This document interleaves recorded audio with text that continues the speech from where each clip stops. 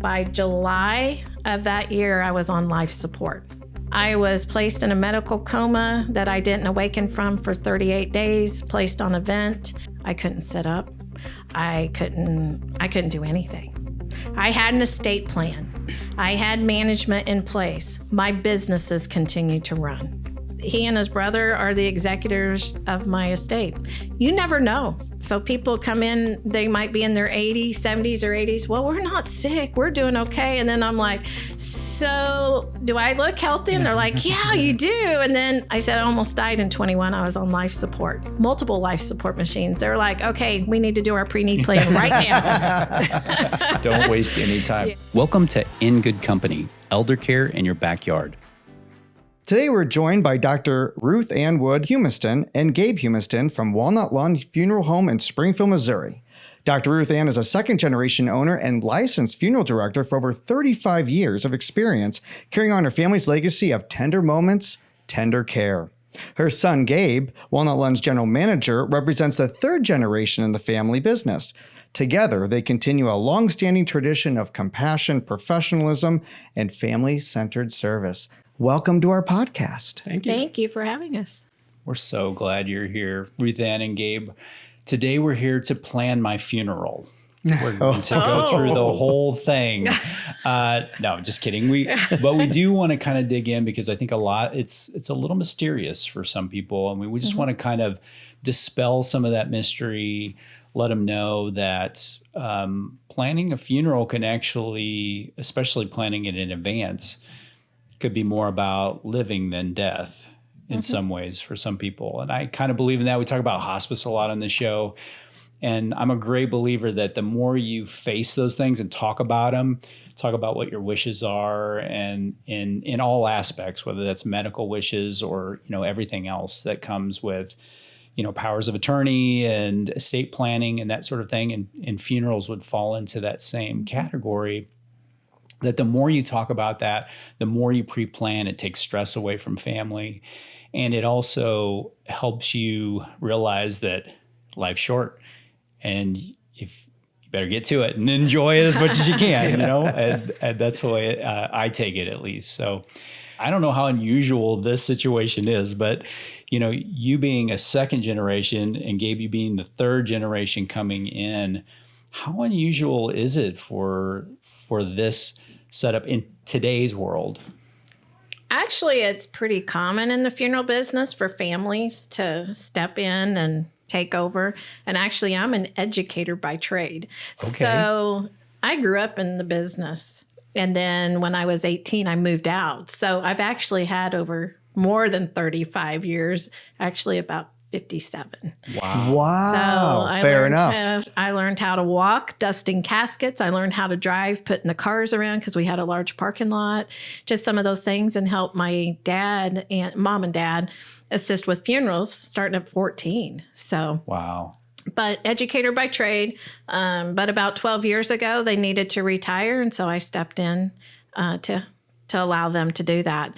And then when Gabriel's kind of grown up around the business too, and has helped me actually as an administrative assistant starting out with there. And so he's learned the business, and now he has moved up to the general management position. Wow. So Gabe, what was your first experiences with the family business? Kind of the same. It was doing here and there tasks and washing vehicles, taking flower pictures, anything I could do. Maintenance was a big thing. And I just kept getting closer and closer to the day-to-day thing and kind of moved on up, got the license to do pre-arrangements and things. So it just kind of all came together and found my spot.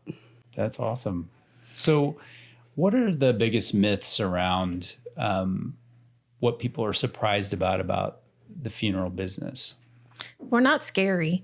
When they come in, especially when they pre-plan with us, or sometimes when people have passed away and they've met with us, they're like, this wasn't that hard after all. So you don't talk about it a lot. It's just not an open conversation because it's your life and it's the end of your life.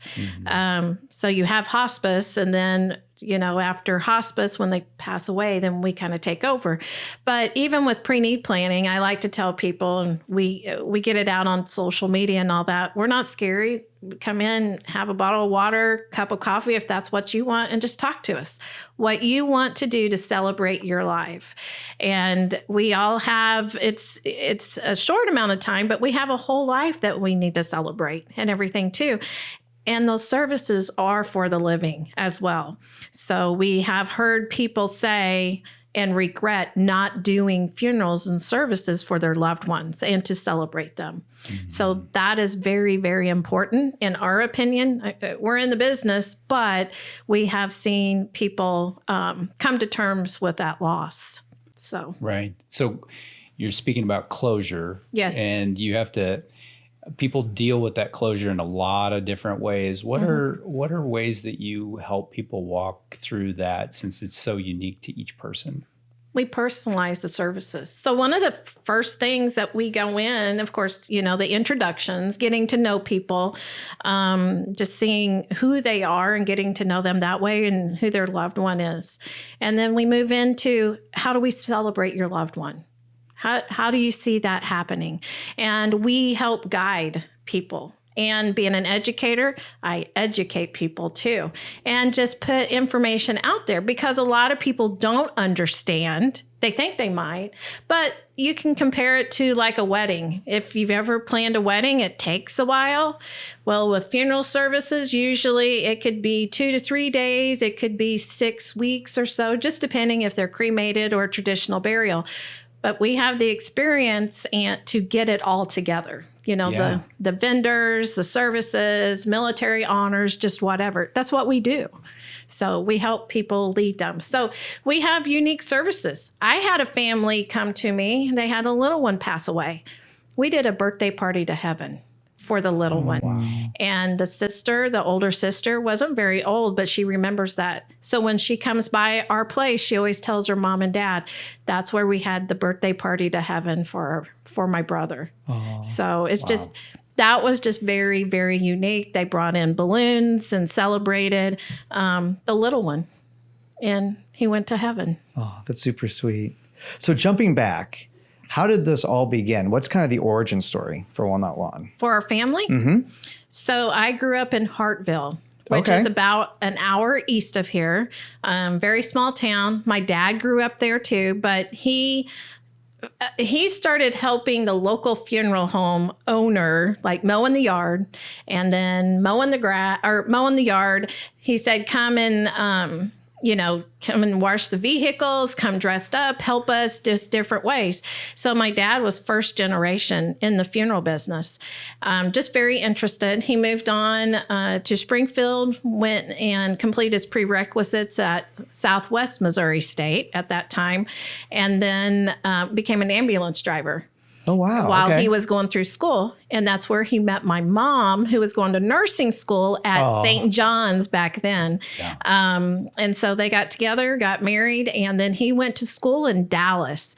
And they were down there in his, and he was going to mortuary school when President Kennedy was actually assassinated. And my dad actually bought his books out of the book depository where the shooter was. Wow. So now we go right down. I've taken them, and I'm like, this is where Papa bought his books for mortuary school, in this building, and it's a museum now. Yeah. So some history and all that too. But I learned at a very young age how to talk to people, how to growing up in the business. It was a lot of respect. And just being there for people. My parents in Hartville, they were the people, you respected that. You had to be on your best behavior because they knew who you were and everything too. But in 1989, my youngest sister was getting ready to graduate from high school. I was already in Springfield going to school. My older brother, he was around here too, I think somewhere. But anyway, instead of just being there, my dad had some health issues also too. So they moved to Springfield to be closer to doctors. And my dad built the Walnut Lawn Funeral Home building itself. Wow. And so they ran that. They were just a little younger than I am now and came up here and worked hard. And they're They wanted to give high quality customer service and be there for people. And so we have the small town values, the personal family. Like when you come into our funeral home, you actually meet with us. And many times I'll seat people and ask them if they want water and who they're there for. And I'll introduce myself and they're like, yeah, we know you. We've seen you on TV and all that too. Yeah. So, but I'm right there. And somebody was even surprised the other day that I answered the phone. They're like, you don't get that with owners very often. No. So I'm very accessible and all that. So went to college, educator, teacher, principal, all of that over the years. And then I actually had an early childhood center that I opened for him.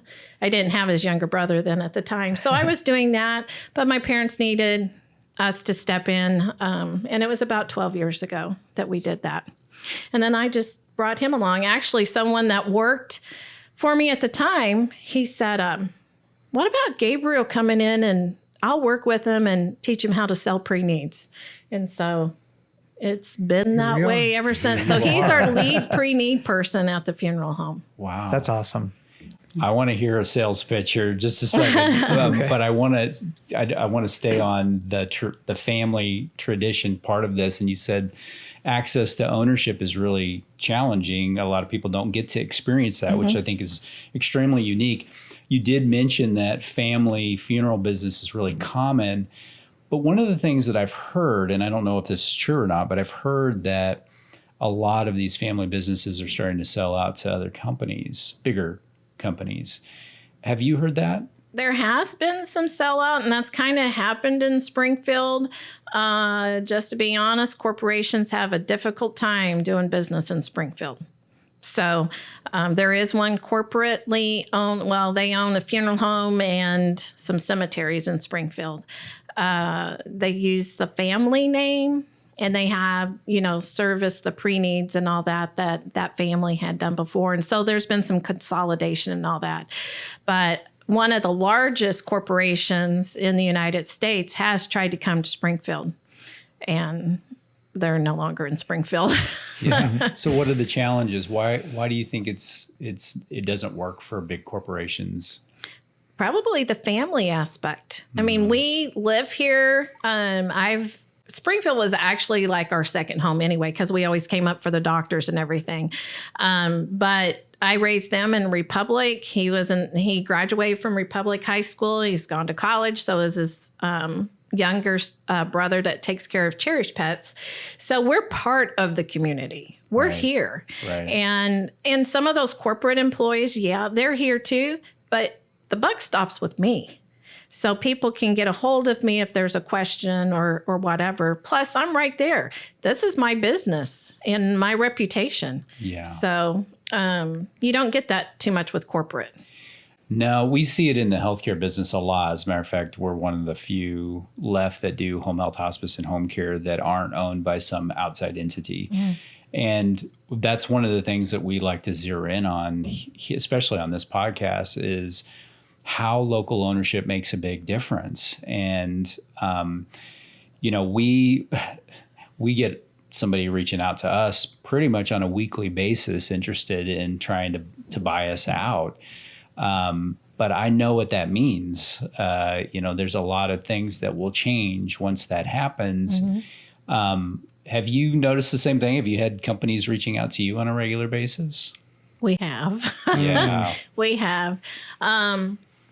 Just because of, various factors, but it's kind of interesting. We get phone calls, some out of state. I got a phone call out of Montana about a year ago or whatever. They're watching us. And it's just really fun. Ooh, yeah. And we actually, on our pet funeral home, it's just now a year old. A large company has come in and made an offer. And I've told them flat out, you're not the same as what we do here and for the families. And this is why we started our pet funeral home. Yeah. So could you talk about some of the family differences that you guys offer? Like what makes you guys stand out versus the corporations? because se? we're there. You're there. Yeah, The personability. we're there. I'm overseeing along with Gabriel. Since he's been general manager, I have a younger team, and it's been wonderful just to watch how they're working together and making improvements and all that. They don't have to go to the higher up headquarters and get approvals from different management, like district managers and all that. I mean, they can come to me and I'm like, hey, that sounds like a great idea. And just since he's been in that role, we have become more efficient. I mean, even technology wise, it's just amazing. And we do work as a team. Yeah. Tell us about it. Yeah. So just last week, we've got rid of all of our, not all of them, but most of our desktops because Windows 11 came out and Windows 10 is no longer supported. So we had to upgrade all of that and modernize to like laptops and things, but just making things more efficient, less paper, where we can find things easier and just making life easier. So. And we've even added just recently too, the way that we honor people that have been cremated. And when their families come in, they may not have a service for them. And so the way that we present that person's remains is different too. And it's honorable. And we do it with candles lit and everything. And we've had very, very positive feedback about that too. So those are some other things too. But people want to complain about the younger generation. I am here to say the younger generation, they have it together. Yeah. I've been very pleased when I look out and I'm like, oh, now I'm the oldest one here. So just curious, because I was thinking about this before we got together. I was thinking, sometimes people who are out of state may have difficulty getting back to where their loved one passed away and they're going to have a service. Do you know if there's any services that somehow use like live streaming? Yeah. Do you guys do that? We do. Oh, that's amazing. We got really good at it during COVID. Oh, I bet. Yeah. Plus, that's when it started. Plus, we got really good counting to 10 too. All day visitations, counting 10 people off, because you can only have 10 at a time. Oh, I didn't know that. They allowed us in Missouri to be able to have services and all that too. Social distancing was a big thing at the beginning, and then we were only allowed 10 people at a time per service. So there was drive-through visitations. We had all-day services, still giving people that opportunity to have a service. But and then the live stream, it was implemented during that time where we can do it through our Facebook page, and it also records and saves on our website. So even though families watched it at the time, they can still go back and have that memory anytime. So. Yeah, we use a program called Gather too. So it's I actually just recently did it about 3 weeks ago in a church because they had family that couldn't attend. They lived in Arizona, and then they wanted it recorded too. So it's not only on our website, on the person's obituary page. People from out of state could watch it live, and then we were able to get it in a CD form that they had requested for them too. So it's on the website, if it's like, and it's there. So that's really cool. That's the good part. And then we encourage people too with like the Facebook and all that. But Facebook mutes the music, even though we have a music license and all that to use. And the Gather program does not mute the music. Oh, that's nice. Yeah, that's really nice. Yeah. So that all came about because of the pandemic, or did you already have plans for that prior to pandemic? We did just like Facebook. Facebook, it got more in depth since we had more that we had wanted to offer. We wanted to look into how we could better do it. So that's when Gather came around. Any other technology things that you want to touch on related to services and everything? Services, yeah. Yeah, people want to do more technology things. And so we're like moving around. And we've upgraded in the past few years, upgraded our system. But I remind families sometimes too, we're not a big production company, a theater, we're a funeral home. But we do, we use Spotify a lot too to play music. Mm-hmm. And we don't have as many live musicians, vocalists anymore. They just don't do it. I used to sing at lots of funerals too when I was a kid. Oh, wow. Yeah. Yeah, because we didn't have the technology we do now. And I like to say Alan Jackson comes quite a bit and sings at our funeral home. And they just look at me and I'm like, well, he's on Spotify. Yeah. And so we have that, but videos, we do a tribute video also that the families get. And we have a really good software program. And it's really easy and personalized and all of that too. So we have that goes on our website too. But just, that's a lot of it. We personalize even our memorial folders and all of that too for the person because they're blank. Right. And we'll do what the family wants or something that they like too. Mm-hmm. So they might like the Denver Broncos. So we do a whole theme. Being an educator, I like themes. So I do a whole Denver Bronco theme. Okay. To do those things. Even on the urn to engrave that on the urn. My youngest son does the engraving for us too. Wow. It is really I was going to say some of the very integrated family. So what are some of the services on site that you guys offer? So that's one of them that you actually do yourself. Yeah, we do the engraving. We can do metal engraving and wood engraving, so both machines. All of our cremations happen on site, so our own retort, and we are actually the ones overseeing that. So as crematory operators, and that's kind of unusual, right? Like there's not a lot of other providers that do that. Well, there are some, but some companies, I'll just say that, they don't have their own machine. So somebody else is overseeing their cremations. I am very strict about it with identification, but we don't require the family. There's other ways that we can do it because it is very upsetting sometimes to families to see their loved one. So they don't have to ID, but there's certain ways that we make sure that happens. But one of the things that I require, and this is above and beyond what the state requires. And actually, they've commended us on our process. But I require a licensed funeral director and an assistant, 2 people. And actually, that assistant is probably also licensed, but they oversee every single cremation. And our retort, my dad put it in about 14, 15 years ago. And it's in our building. We oversee it all the time. Now, our pet one's different. It's in a different building as per state regulations. But we have the human one. We operate that. And I'm a certified crematory operator, and mainly that's administrative and all that too. So you go above and beyond on that. What happens if some other company doesn't go above and beyond? What goes wrong? There's a lot of hoops that they could jump through. So the main thing is your loved one is traveling all over the town, wherever it might be. So one of them is not even in Springfield. It's out on the outskirts. So funeral homes that use that company, your loved one travels, around. So around Springfield, around the outer parts of area, if they may have one location that everybody goes to. But usually on the identification and the funeral director, it's the funeral director that's taking care of that family. And that is another key thing. Once you have made connection with one of our funeral directors, most likely you're going to work with that funeral director. You're not a number. Because we've called other places and corporations out of state. And I said, who does the family need to ask for? Well, we haven't assigned a funeral director yet. Yeah. So now we can't always do everything. And so we hand them off. We introduce them. It's just respect and all of that too.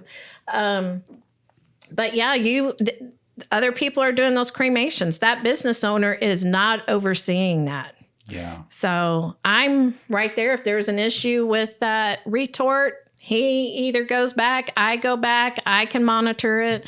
We know how to operate it. So. Yeah. Can I switch to pre-planning? Yeah. Can you walk me through, I'm new coming in, I had somebody, or maybe I'm planning for myself. I'm just like, I'm wanting to go down this road so my family doesn't have to worry about it. What are some things that you cover with them? Yeah, so basically we can complete everything ahead of time as far as authorizations, government forms, anything pertaining to your funeral. The only thing we can't do is set a date and time for any services, but that can be done at the time of need. But we like to complete everything ahead of time. That way your family potentially doesn't even have to come in and do that at the time of need. It's all laid out and it's a clear plan that we follow, but it can always have changes made to it. But we take exactly what you would like to do today and do a pre-arrangement contract with either burial insurance or trust. And that freezes our prices, and we're flexible on payment. We can do payment plans. Works just like a car payment, I like to say too. So it's very simple and easy. And the main benefit about it is if we do a payment plan too, it's a fixed payment for a fixed amount of time. Traditional life insurance, you could possibly pay for it until the day you might pass away. Outside of that, then it's paid off. You don't have to worry about it anymore. So everything is taken care of, and all of that. If somebody comes, like if I come in and I'm like, I want to pre-plan a funeral, and let's say I do kind of what a lot of people do. What are those things? Because to be honest, I've never planned a funeral. I have no idea what goes into it and all the details that you guys deal with every day in and day out. And you probably think, well, everybody knows that, but I promise you none of them do. You are a perfect example of what we work with every single day. Okay, perfect. And literally we're there to walk you through everything. So pre-need planning is the same well, it's not the same because you're actually alive and you are planning your services and paying for them. What we call at need is when somebody has passed away. And when someone passes away, I can give you an example. My dad actually passed away over a year ago. And I've been in the business all my life. Now, my manager at the time did direct his funeral, as colleagues are like, let them take care of everything for you. I was numb. I was in shock. And after his funeral, I can't even tell you if we had music at his funeral. That's one of the things with the memorial folder. I can look back and see, what we had and the plan and everything too. But you're in shock, you're grieving. Fortunately, I talked to my parents about what they wanted. So I kind of knew already. So they hadn't pre-planned. No. And so, okay, so here's a funny. So when I stepped in, I asked them, I am like, so are your pre-plans here? And my mom's like, nope. And I'm like, okay, so my mom's not from where we grew up, where my dad grew up and everything. So in those small towns, you kind of feel like an outsider sometimes too. And so I'm like, well, I'm going to take you. My dad's side of the family is laid to rest at Little Creek Cemetery in Wright County. And I said, well, we're just going to take you to Little Creek then. And she goes, I'll haunt you the rest of your life. then the next thing I know, my dad goes down and buys plots, I think in 2 rows or 1 row. He comes back and I'm like, well, I guess you're going to Wright County. And she goes, yeah, I am. So they did that. I also found some papers as I have been taking care of their estate and all that and helping them the last few years. My mom had written down some things also. So we talk nationally about having a talk of a lifetime. So not formally, maybe sitting down, but sitting around, holidays are coming up, and you might just catch some things that they're talking about or something that they saw at a recent funeral or whatever that they really like. And we get people like that too. But people just like saying exactly what you did. You've never done this before. This is new. And it's scary because you haven't done it before. So we take you through just sitting and talking just like what we're doing now. And then sometimes people tell us exactly what they want. So, we give them different options. We do have our general price list according to the Federal Trade Commission. So we have that. Packages. We do packages because they're a lot easier and you don't feel nickeled and dimed with that. But as far as planning merchandise, if you want a traditional burial with a casket, you can choose your casket. If you want cremation, you can choose your urn. You can choose the book products that you want, the stationery. You can do that. You can choose, tell us the music you want, the minister that you would like to have. Now, that minister may not be alive when you pass away, and that's okay. And we even have parents come in and they're like, well, my son and daughter are going to take my remains. And I said, what if you outlive them? Oh, we ask quite often, since we were coined named the Veterans Funeral Home for this area because we do so many veteran services. One of the questions exactly today on a phone call, I'm like, are either of you a veteran? Yeah, my husband is. And I'm like, have you considered being laid to rest at Missouri Veterans Cemetery? No, we didn't know. And I said, it doesn't cost you or your spouse anything, as long as you have a discharge paper and all that. They're like, oh, so it's leading them through that. Some even write their obituaries and we leave out the date and time. But I wanted to mention on the time, sometimes they said, we are an afternoon person. Grandma always took her drives at 2:00. Literally had this last week. We're going to do the service at 2:00. All right, we'll do that. And some other things that, family would talk about a loved one, that she would go get an ice cream cone at McDonald's and then go flea market shopping. We asked for permission first, but we took the funeral processional around McDonald's before we went to the cemetery. So we do little things like that to remember and make it personable. But we get all that. And we say with the pre-need planning, we're your voice. This is here. Even if we're not here, it's all laid out here of what you want. Yeah. Because once you pass away, you don't have a say much anymore. Yeah. So we have it all in writing, and you can sign the cremation authorization documents too yourself. It's allowable by law, but we do cover that with the family. Because when someone passes away and we put that authorization right in front of them, that's when we see them break down. So it's hard. Yeah. Plus, they can freeze the prices. We can get how many death certificates you want. We get all the vital information for the death certificates too. So it's a little bit lighter doing pre-needs too.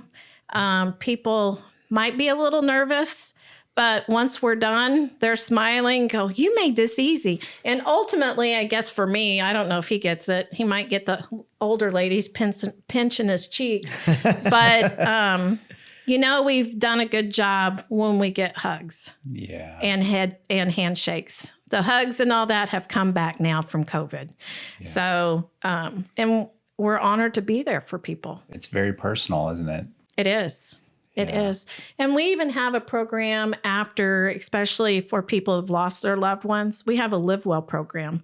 So we host different activities once a month that they can get together, meet others, and just get out and kind of start the next chapter in their life. Kind of like for grieving widows or widowers, that sort of thing. Yeah, or new people to this area. So some of your nursing homes have their events and everything. Well, some of these people aren't in nursing homes. And their spouse was their life. Yeah. And just like when we're in school or job, we network and all that. When we're older and it's just you and your spouse passes away, then you're lost. Mm-hmm. So I started Live Well several years ago, actually around COVID. So it didn't, but they just went to the pumpkin patch last week, I think. Yep. They go to the berry farms, they go just get together. So how can you join that program?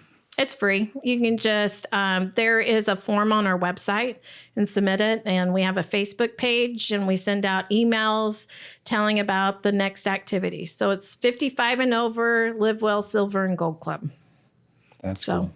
It's fun. I assume that since this is so personal, like generational, and this might not be a good question, but generationally, you might see a change over time, like what some people wanted to do, 30 years ago is starting to kind of shift in a different direction today.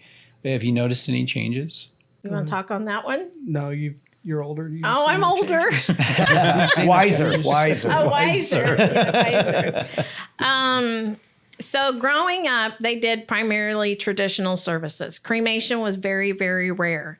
Now we're probably 75 to 80% cremation rate of all the services that we do.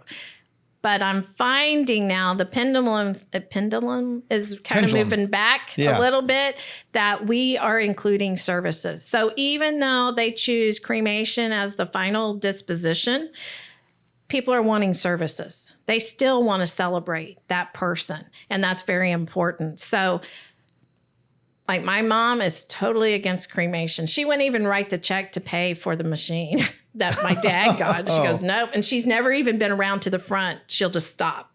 Being in the business all of her married life, she was like, nope, we're going to do traditional burial. And that's what she does. But then I have a really good friend who is very conscious about the environment. He has one light bulb in his house, and it's hot in the summertime and it's cold in the wintertime. You know, he conserves energy. He's going to be cremated. He wants a smaller footprint, and that's okay too. But both ways, still celebrating somebody's life. So just not doing the direct cremation. And so they'll come in and they're like, we can only afford a direct cremation. But how are you going to celebrate it? We're going to get together at the house. We're going to have a barbecue, and this is what we're going to do. That's perfect. At least they're getting together. They share memories, and they work through that grieving process together. Is it money driving that trend, or is it just more of a cultural thing, or preventing that footprint, as you said? It's everything.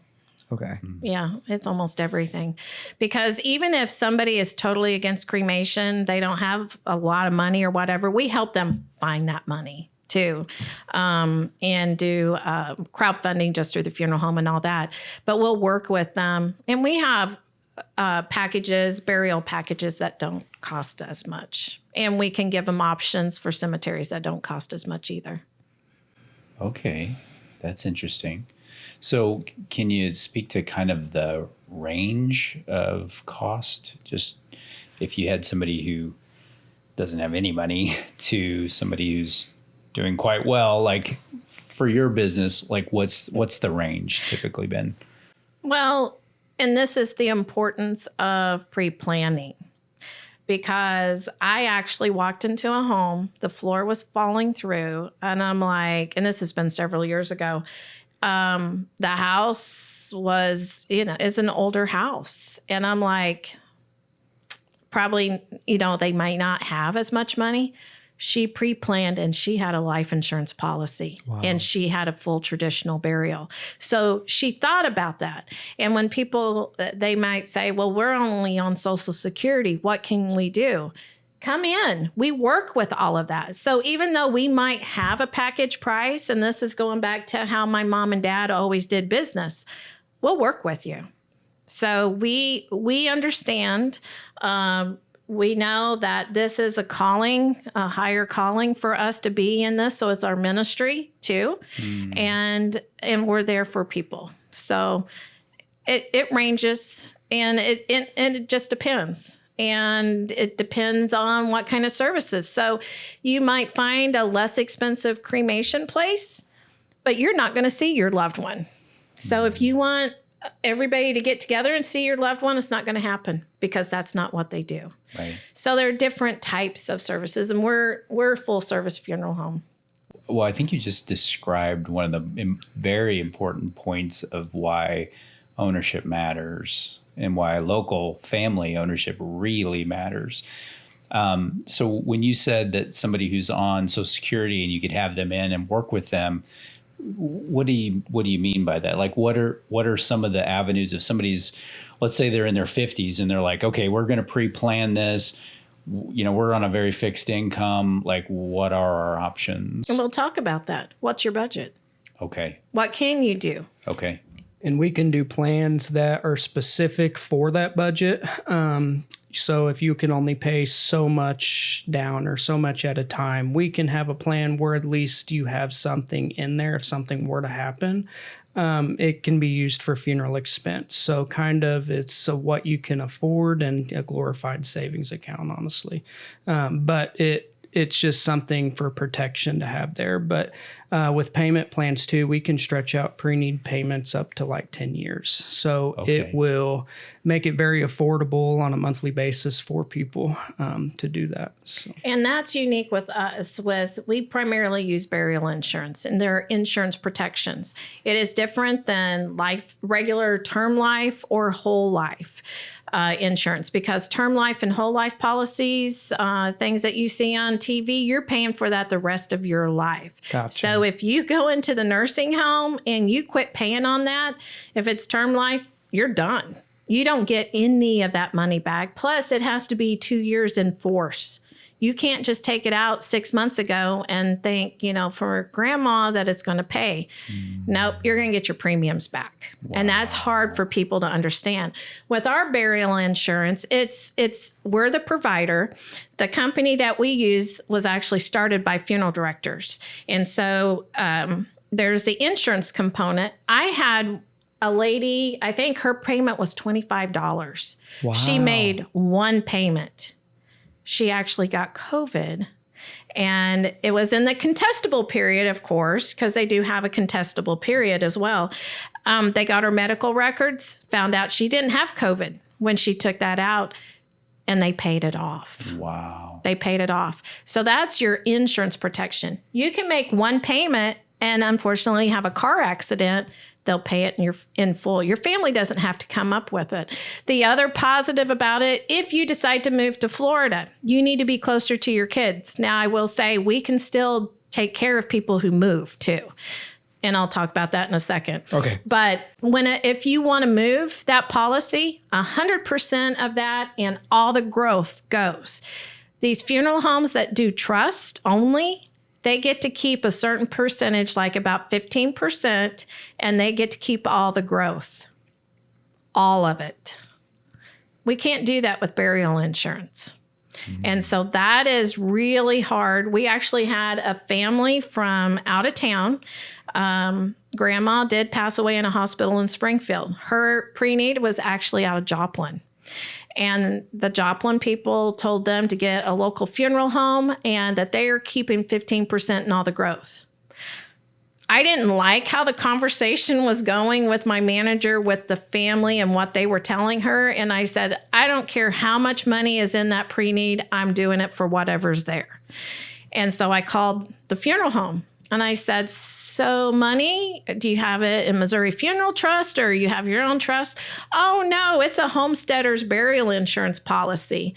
And I laughed at him at that point. I said, you can't keep 15% or any of the growth. It comes 100%. He said, and this is where they don't know either many times. He goes, I'm just doing what I'm told, what I was told. And I said, and you don't know about burial insurance. So there are very few of us actually licensed because we're insurance producers. We've taken that extra test. And so we have resources and people who support us with all of that too. We use Funeral Directors Life. But that money's there, it's paid off. Term life, and once it's paid off, it's paid off. Term life, you quit paying on it, you lose it. Right. So whole life is another where that has cash value. So we do have people coming, especially when they're on hospice or they're getting ready to go in a nursing home and they need to qualify for state assistance. They're bringing those policies into us and they're like, we need to make this irrevocable, meaning they can't count that as part of their assets. So we can convert those whole life insurance policies where the state can't count it as part of their assets and be able to use that for a pre-need. Wow. Talk about long distance. You said you're going to mention that. So long distance. So people will say, I'm going to move with my daughter to Florida or whatever. What do we need to do? Can we move the policy? Well, you can move the policy, but that doesn't mean that funeral home is going to accept it as that, because I get policies with people moving in and I'm like, I can't do this, or I can do this, no problem, and we'll accept it. But I had a situation where parents lived here. Their son actually lived in California. He passed away. They contracted with me, and the family did, and I contracted with somebody in California to take care of him. Wow. I've done that in Iowa. So even though, and what it is, if your family actually walks into California funeral home, you're going to pay full price. And when I call them, unless it's corporate, I usually get a trade price. It's a professional trade price. So my prices are less expensive. I meet with the family. They're not supposed to meet with the family or answer any questions. But sometimes I call those corporate ones and I'm like, so what is your trade price for a cremation? And they take it right off their general price list. And I'm like, do you want to go talk to somebody about that? Nope, that's what we're going to do. I'm like, okay, thank you very much. And then I start looking for those family owned ones because they do. You know, I worked with a company in St. Louis and I have someone up there right now and they're like, this is your trade price because you have helped us too. Wow. So it's the professional respect and everything out there. So I think you've highlighted maybe your fifth thing related to why you go to a family owned, why ownership matters, why going to the corporate owned is a mistake, and watching out who owns that. Well, it may not be a mistake, but you just get, when you work, like when you walk in, you're going to see us. Now, all family owned ones, sometimes you don't meet with families or meet with the owners either.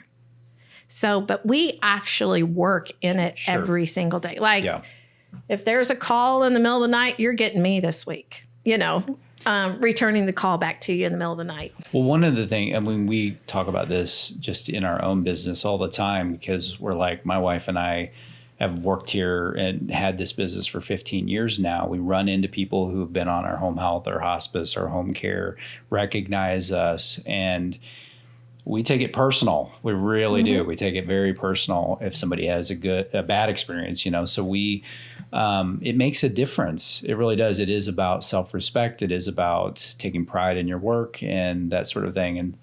And although you're very diplomatic about, you know, being careful to say it's not a blanket statement that all corporate owned companies are necessarily bad, but unfortunately the person who is sitting down across the table from somebody who's going through something difficult is not the one who's ultimately making the decision.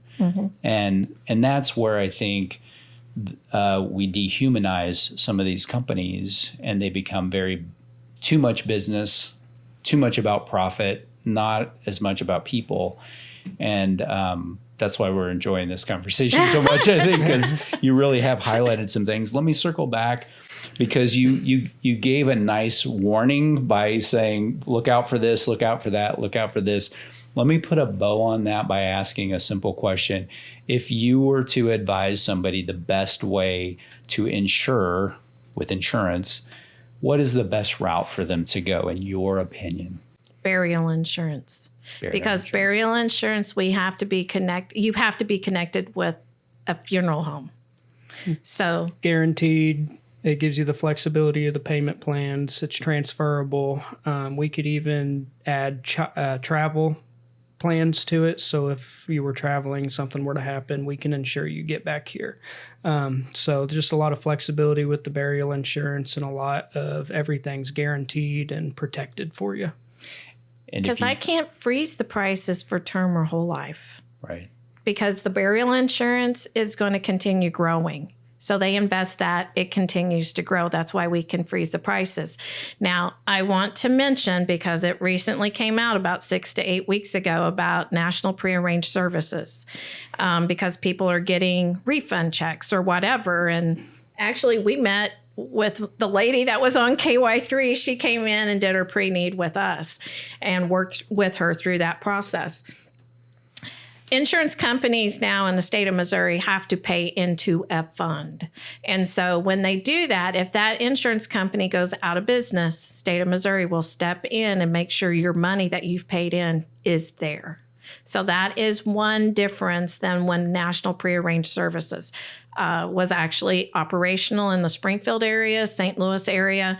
My dad was instrumental and one of the leaders in the state to rewrite and overturn a lot of the pre-need laws.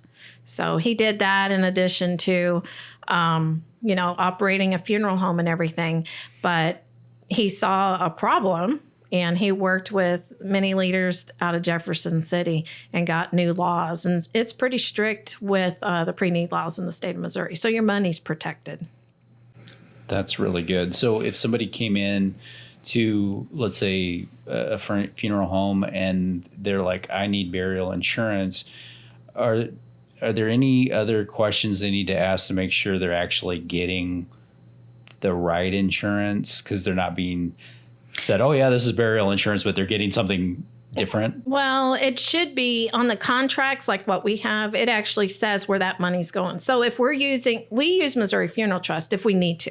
It Missouri just depends on, that's the trust company we use. Other funeral homes have their own trust, but we still are accountable to the state. We're audited. They actually come down and look at our files. We have to do annual reports, all of that.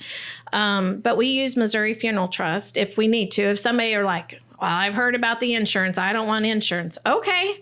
So we can do Missouri Funeral Trust. And I have, with Missouri Funeral Trust, I don't have as much flexibility with that to freeze the prices and when things can be paid off. But with like Funeral Directors Life, they have to be affiliated with a certain insurance company. So Funeral Directors Life, they've accepted us. I have written for homesteaders before, but there's a reason why we work with Funeral Directors Life because of more of the benefits that we work with that we couldn't get through homesteaders. He used to work right for NGL. As an owner, I had some questions about how they pay out and everything too, and the hoops we had to jump through. And I'm like, okay, no, we're going back to FDLIC, and that's who we primarily use right now. Okay. For burial insurance. For burial insurance. For burial insurance. Yeah, right. Okay. But you should be able to ask. I'll just tell you one other funeral home may sell burial insurance. May. I don't know if they still do or not. But we're primarily the ones that you're going to get burial insurance from. Wow. And then you also, even funeral directors, different companies like homesteaders and all that, they will hire pre-need agents who have no experience in the funeral business, and they'll just have them go out and sell burial plans. They're not going to be as thorough as like what we work with at-need families, pre-need families. We meet with families every day, and we know exactly what helps families with the pre-need planning. So you have to be aware of that too. So what can go wrong if they run into an inexperienced agent or they don't director? know a lot. Your plans, you might, as an example, so when your loved one passes away and you walk in as a family and you go, my grandma had everything paid off. We start looking through that. No, she didn't. They left this off, this off, this off. And there are some that it's pretty competitive and they'll purposely leave those things off and you think you're having those. Unfortunately, I probably shouldn't have said that, but it does happen. And we want to be open and honest. They might leave off the setup for the gravesite. So they may not have the lowering device. They may have left off the outer burial container. They may have left off the opening and closing costs, which we can't freeze opening and closing costs because it's what we consider a cash advance along with taxes and death certificates. But we can estimate it and know where they're going to be laid to rest and what those charges will be. But they might leave those off. They might leave off honorariums. They might leave off the taxes. Flowers. Oh my goodness. All of that. That's thousands and when and you're thousands in the middle of that, dollars. they're not going to think of that stuff. They're not going to know any about it. I No. didn't know. I just learned it just now. Did you? So you said that it has been shifting more towards cremation, but shifting back to cremation with a funeral. How does that look different in any way? And is the cost significantly different? With cremation, we can still do all of the same type services, even if you would like to have a casket. we can still do the embalming process, have a rental casket is what we call it, and a full traditional service with visitation. Afterwards, the only difference is we go to the crematory rather than the cemetery and complete that process. So there is some options with that. There is some considerable cost difference just because your cemetery charges aren't necessarily included. We don't have to necessarily opt into those because it is the cremation. So like your opening and closing of your grave can range anywhere from, $600 to $1,000. I had one today that was $1,800 in St. Louis. So the cremation can definitely lower that cost just because of the cemetery charges and things. But also because of your casket, we don't have to purchase a big casket. It's a urn, and we have rental caskets that are included in our packages already. So what's included there too. My father wanted to be cremated. My stepmother had passed away years before, and she had been cremated, and he still had her ashes. And so his final wishes were that he be buried, he be cremated, and they be buried together with a plot in the hometown that they were from. How often do you see that happen? All the time. Okay. All the time. There are more options, and this is what I learned 12 years ago when I walked in, just in casket choices and the personalization. So you do cremation. We even have, now we can't cremate pets with humans. We can't do that. We can cremate them separately in their respective, like the pet funeral home and the human funeral home, but we can combine those remains. We put lots of remains in caskets. Lots of remains. Sometimes they want the remains like commingled, and we can do that too. So that is allowable because pets are part of everyone's family. They were there, loyal, and, right. and all of that too. But just the options. You can have direct cremation. We highly encourage people to think through where they're going to lay them to rest. What is the plan? Instead of saying, my daughter's going to take them home. Okay, when you pass away, what's going to happen? Well, they're going to take, okay, so let's think through. Where do you want to be laid to rest?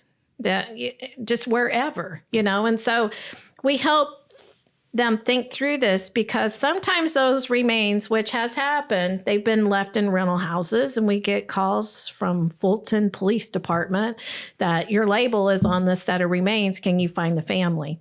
Remains have been in those drop boxes. Just all, Wow. that people just forget about them, or just so it's important we think it's important to lay them to rest someplace, right, and to remember them, because we're talking nationally that we have a lost generation because people are being cremated and there's no place marker of where they're actually laid to rest anymore. Wow. So the genealogy and all of that. And so people, even obituaries, people find their relatives, they might be adopted, and they're trying to find their biological family. And I know somebody that didn't find his biological family until his late 50s.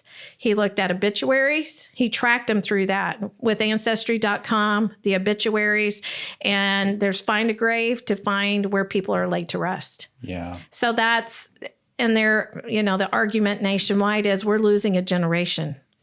Because we don't know where they're laid to rest anymore. And to give them honor, that's our permanent place. Wow.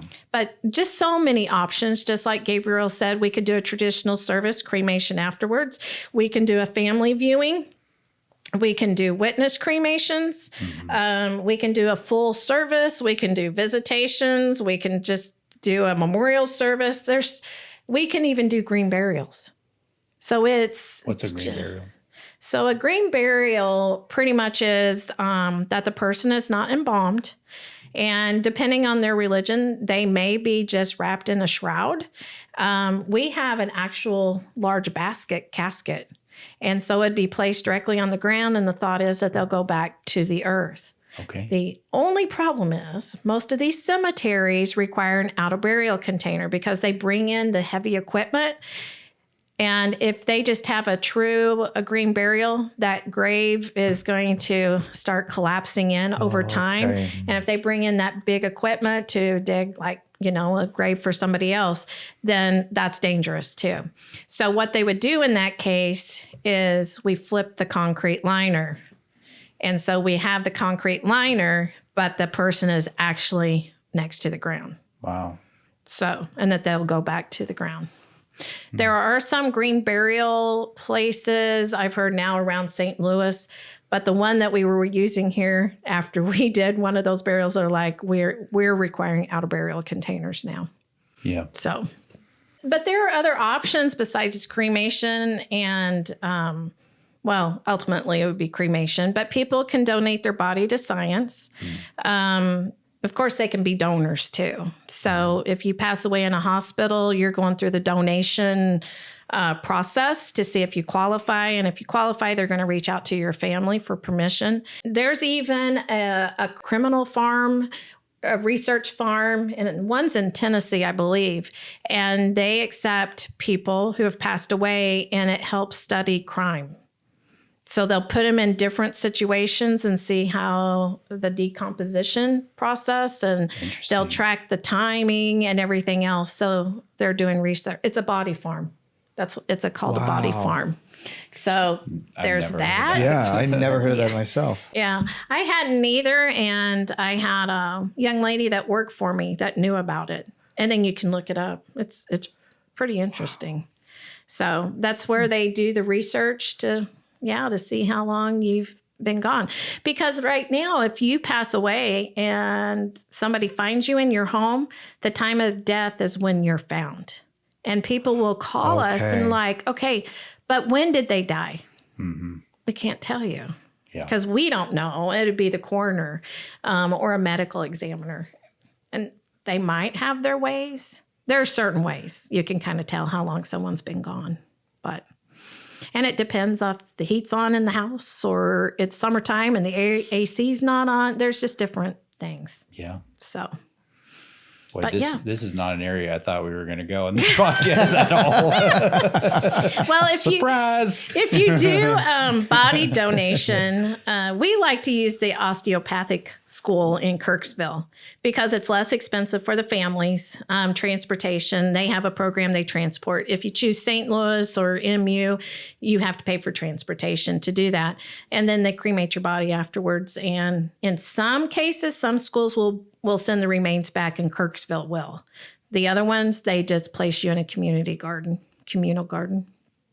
So. Well, I never thought about that. I am grateful for those people because even in my curriculum, we had cadaver labs. Oh, did you? And and it was a huge thing that we got to do that hands-on work, and it was very helpful for us. Mm-hmm. So it's definitely neat for sure. Circling back, what are some of the most common misconceptions you'd like to clear up about funeral planning?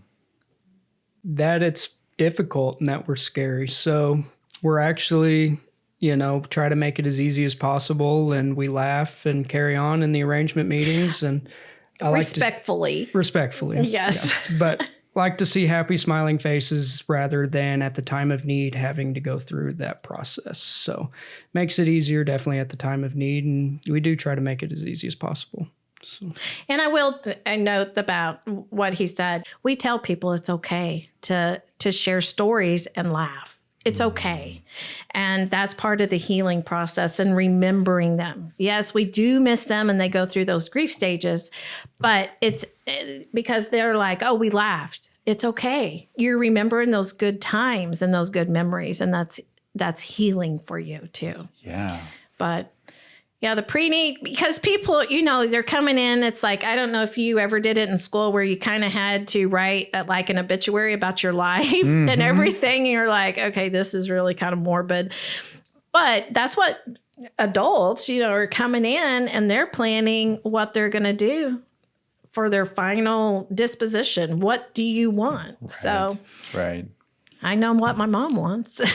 We're really trying to piece pieces of this together because we've had Rachel Fortenberry from Elder Law on to talk about all the legal issues that come up, and We had the Hospice Foundation for Outreach on just last week, as a matter of fact, and they they're trying to make it more accessible, and so they have this bucket list +1 program that it's kind of for young people too. It talks about what to do with your social media and different things like that. And some people might roll their eyes and like, why do I have to do this? But it is important that people, as a culture, I think that we start talking about mortality more, and it not be this big, taboo thing, because I think some people, they think they're protecting people from it, but I think it's just the opposite. What happens is it makes it more traumatizing for people, and they have a much harder time grieving because they haven't learned that it's just part of life.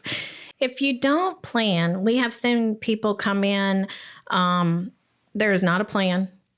The checking accounts aren't set up with the kids' names or anything. They're shut down. If that bank knows, then they're shutting down that account. You have to have a death certificate. Well, we require payment up front. So, we have to work, with that and everything.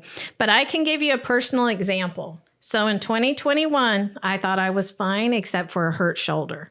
Now, I was a single mom for 10 years, raising the 2 boys. I had multiple businesses, and I had heard my parents talk about estate planning and trusts. So thinking ahead, and he didn't like it, but I have term life insurance because that's what I could afford. 2021, by July of that year, I was on life support. Oh my gosh. What happened? Well, it's a story, but I was placed on life support. I was what took me in was a hurt shoulder. I had an MRI. They found cancer. So treated cancer for 2 days. That's the only chemo that I have ever received. And then within about a week and a half or so, I got the Delta virus that came through from Branson. So I had COVID pneumonia. I went downhill pretty fast and went to the hospital, Cox. There were no rooms. And they're like, we're going to have to send you someplace else, but you're going to have to be admitted. My oxygen level was low. So they sent me to MU to the research hospital, and they actually did research on me. So within 10 days of quarantine, to be out of quarantine, I was placed in a medical coma that I didn't awaken from for 38 days, placed on a vent. During that time, I was placed on ECMO twice. They took me off of it. They saw me panting, and they talked to the doctors, my family did, and they're like, what about ECMO a second time? They'd never done that up there with anybody. It was a Hail Mary. I survived. I was in ICU about 2 months. I was at select specialty for about 10, 14 days. They sent me home because every time the doctor came in, I'm like, can I go home? But since I was in a medical coma, I had severe muscle atrophy. I couldn't sit up. I couldn't do anything. And my kidneys also shut down. So I was on dialysis during that time too. So you know what ECMO is? No. So that is where usually when you have a transplant, they bypass either your heart or lungs with that. And they clean out your blood, oxygenate it, and put it back in your body. I was 100% vent and 100% ECMO. I was not a candidate for a lung transplant because they talked about it because I had cancer. I had lymphoma. Since I have gotten out, it took me a year to go back to work full time. Since I've been out since 2021, they have not been able to find cancer. I was stage 3, maybe stage 4. I saw the MRI, and it was pretty bad. So even my oncologist is like, I can't explain this. Talk to my colleague in St. Louis and all that. So he was 20 years old. My youngest was a senior in high school. I had an estate plan. I had management in place. My businesses continued to run. Wow. And he was working at the funeral home then. he found out that he thought he wanted to run the business someday, and then he goes, no, no. But A lot more went into it than I thought at 20 years old. we celebrated his 21st birthday when I was in Select Specialty. They let him bring a cake in, and family was at the window. And they let him take it out, which they weren't supposed to do, but, to let them do it. But his 21st birthday, I was in the hospital at Select Specialty. Wow. I was supposed to walk down the hall so many feet or whatever. No. Now I am walking about 4 to 5 miles a day. Oh, That's incredible. Exercising. While I was on ECMO and the vent, one of the things they could do for me that they can't do when just somebody's on a vent, they cleaned out my lungs. So they scrubbed them and sucked all that stuff out. So I don't have the residual problems that anybody else has. So that was 2021. Had my estate plan. He knew about it. He grabbed it. I had trustees and all that set up, executors of that. And he actually was going to enact it. My mom stepped in and was like, let's hold off. It's running like the people that I had appointed to run the business and all that. It was running. But then when I got out, they got of age. Things kind of, you tweak it. You tweak it as you get older. Yeah. So they got of age, and now he and his brother are the executors of my estate. You never know. So people come in, they might be in their 80s, 70s, or 80s. Well, we're not sick. We're doing okay. And then I'm like, so do I look healthy? And they're like, yeah, you do. And then I do have a scar. You can't see.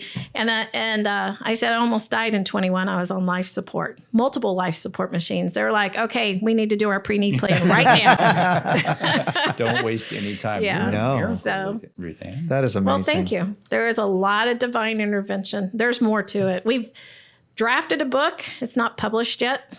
Oh, wow. Okay. Some more things with that. But yeah, I had some pretty interesting dreams and hallucinations while I was under. NDEs? I'm sorry? NDEs, near-death experiences or anything like that? I saw the light.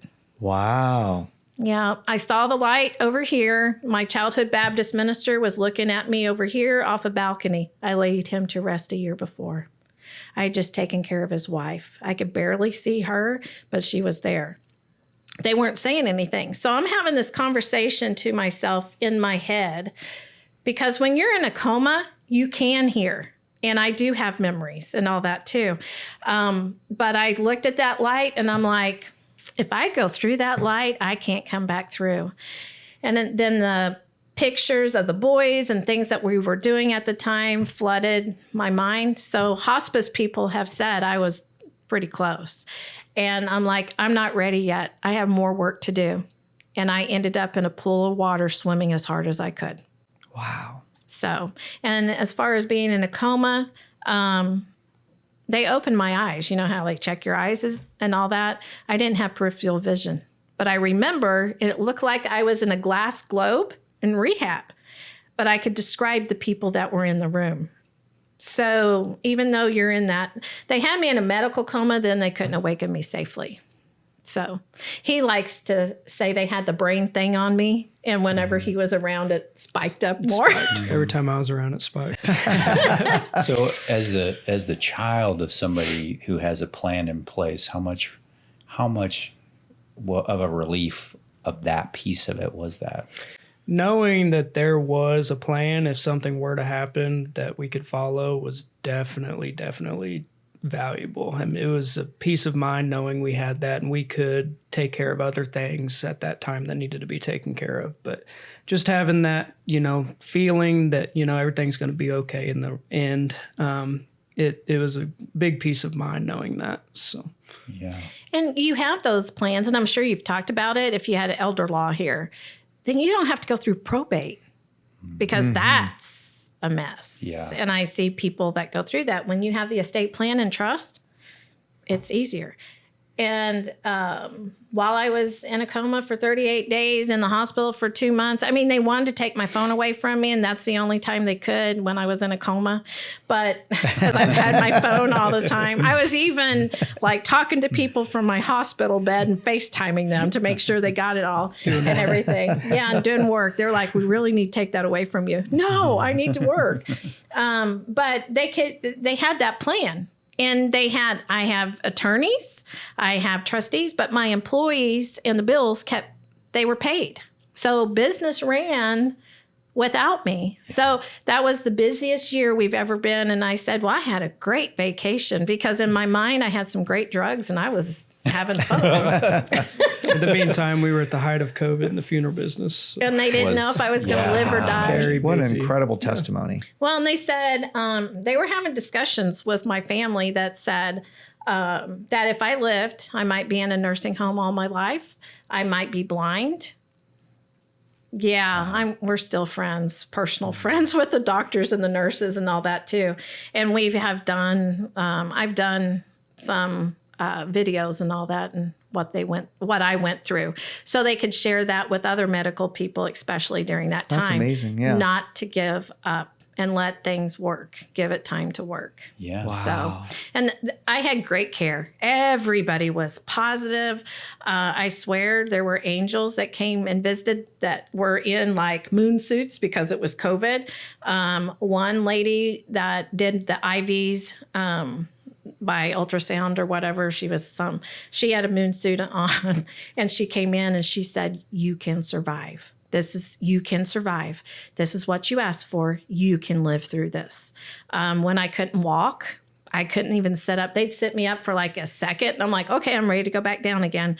I had a lady come in. She goes, I broke both my ankles. I pulled myself along the floor, all that. You can do this. You can do this. And even doing the stander, the nurses are like, you can do it. You can do it. You can do it. And they're like, yay, you did it. So, and some of those people at Select Specialty, they actually took care of my dad. And they remembered the room I was in. So I guess I was pretty memorable. I don't know. Yeah. So book coming soon. Book coming soon. Yeah. You'll have to let us know so we can promote it for you here. Thank you. So when it comes out. Yeah. You have a great business. I mean, I just really like the two of you so much. I'm rooting for your business, and I'm so grateful that you're in our community, that you're here to help people walk through one of the most difficult, areas of their life that they'll probably never forget. It's one of those moments. But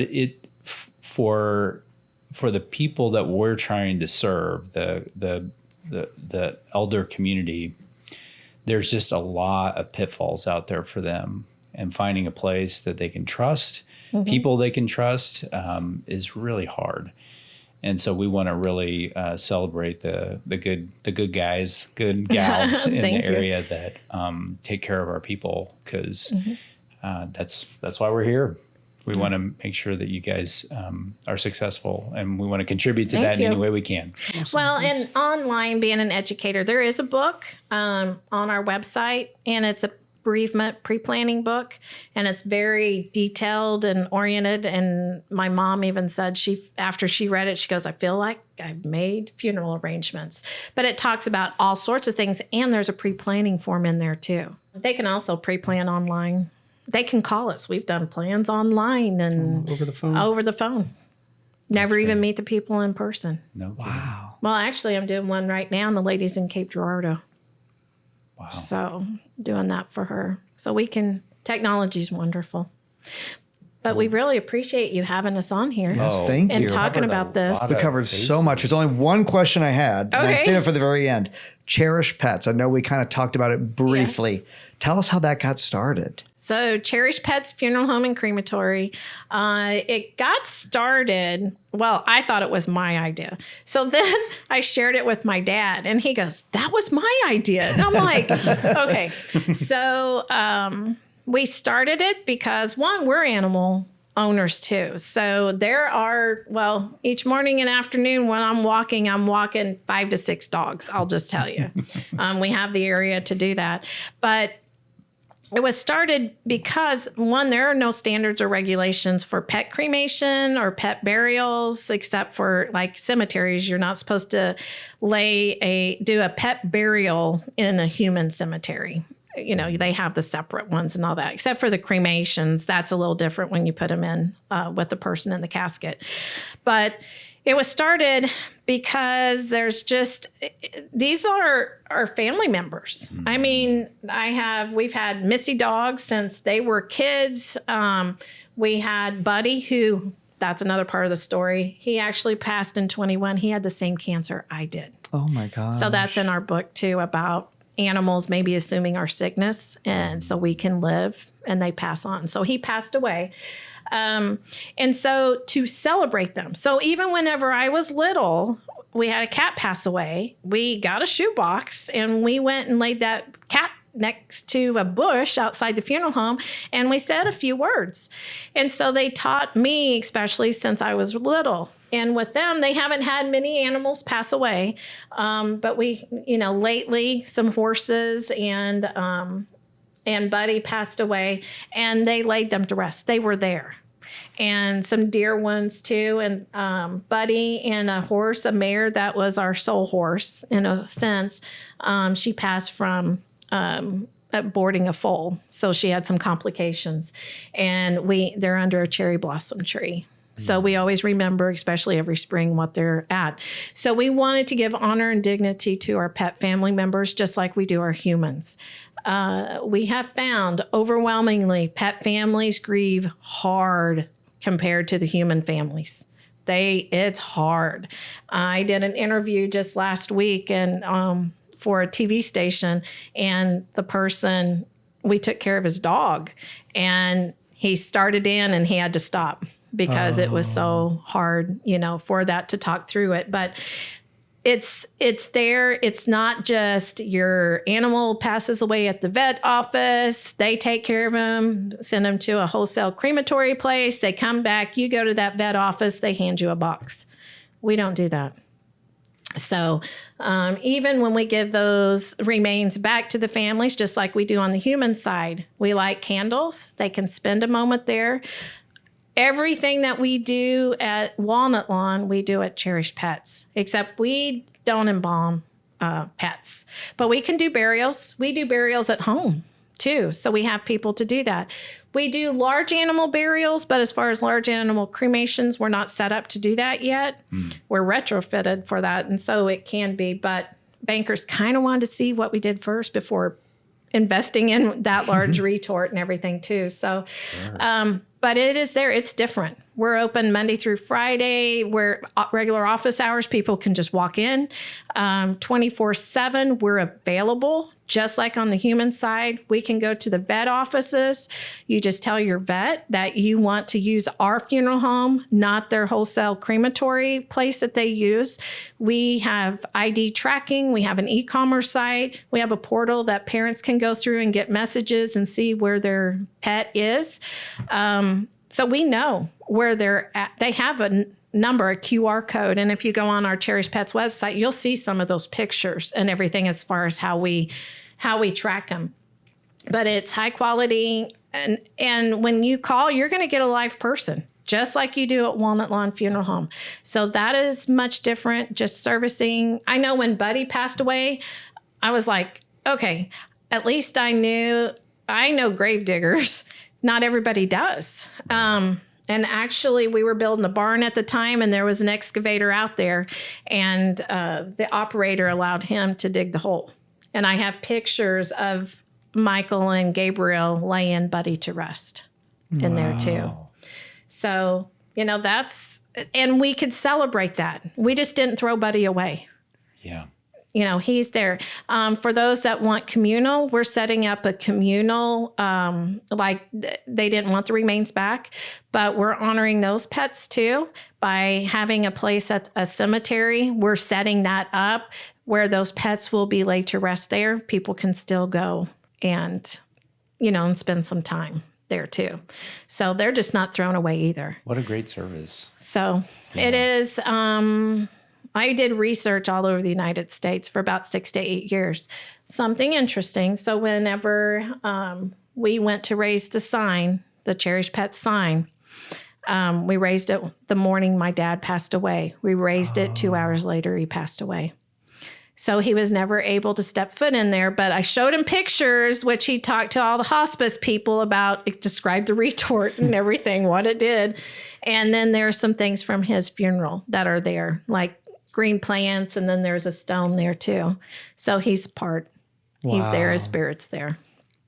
So That is amazing. being able to fulfill his dream too. So Wow.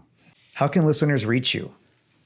they can call us, 417-886-6127. That's the funeral home, Walnut Lawn Funeral Home. We have email info@walnutlawnfuneralhome.com. We have a website, walnutlawnfuneralhome.com. Or just come in. We're there Monday through Friday. We're available by phone 24/7. But we're there 8:30 to 5. We have the same hours that Cherished Pets does, but we're available. This morning we got a call. I got a call bright and early this morning, and the person apologized, and I said, "No, I'm here. I'm good." And then we had another call out of town. So one of our team members had to go on that call early this morning. So I'm used to not getting a whole lot of sleep most of the time, but I have good staff, so I get more sleep now. Well, that's good. Yeah. But It looks like you got a good third generation coming That's in. right. To kind of help out as well. yes. Again, you have a great business, a great story. Thank you. Looking forward to hear more as that book comes out and all that. So thanks again for Absolutely. being here. We Thank you appreciate so it. much. Thank you. Yeah, Thank you you. all. If you enjoyed today's conversation, make sure to like and subscribe so you never miss an episode. And we'd love to stay connected. Follow us on YouTube, Facebook, and on Instagram at In Good Company Elder Care Podcast. You can also find us on X, formerly known as Twitter, at IGC Pod, and on TikTok at IGC Elder Care Podcast. Thanks for tuning in to In Good Company Elder Care in Your Backyard. I'm John Ray, and I've been joined by my amazing co-host, Spencer Ernst. Special thanks to our executive producer, Alex Wallace, for helping bring this show to life. Until next time, take care, and remember, you are always in good company.